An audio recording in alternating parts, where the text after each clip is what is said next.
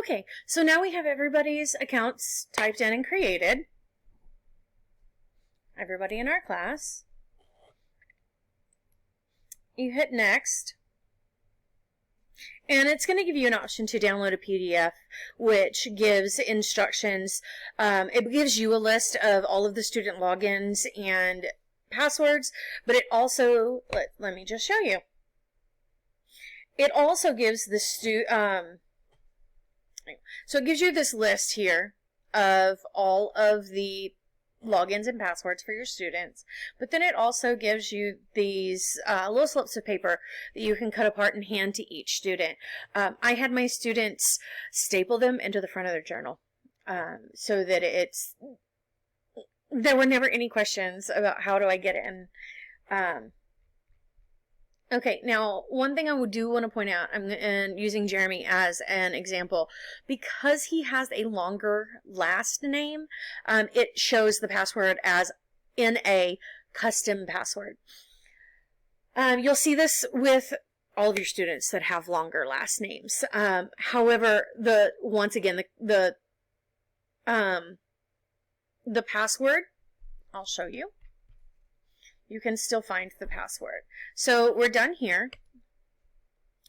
And I have Jeremy's clicked, and what we're going to do is go here and we're going to reset password.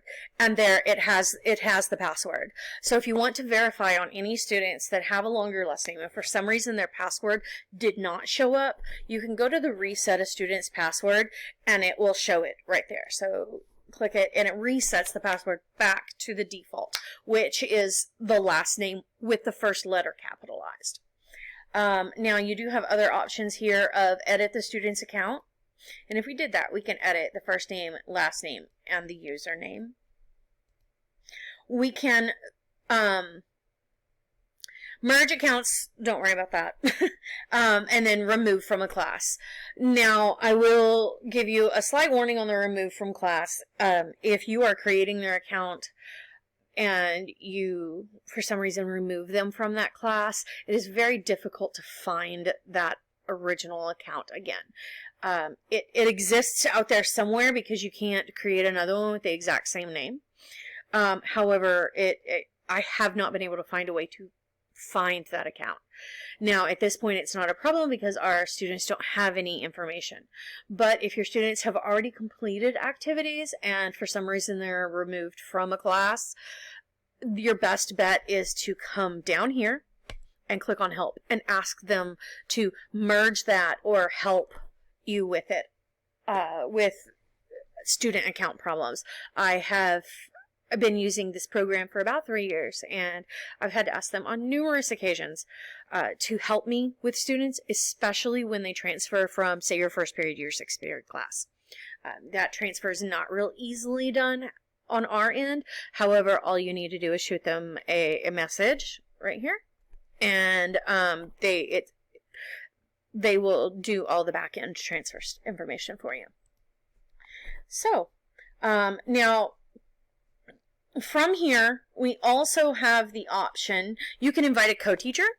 So, for example, with my ESL classes, I had an ESL co-teacher.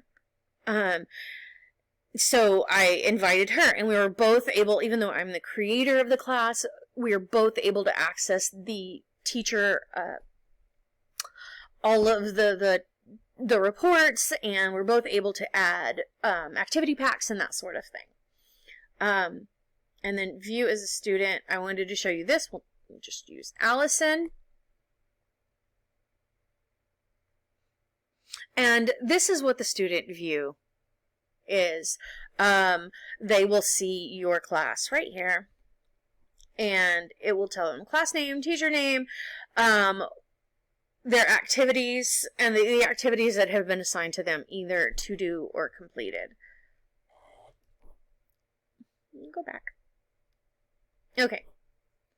And that's really it with with your classes panel.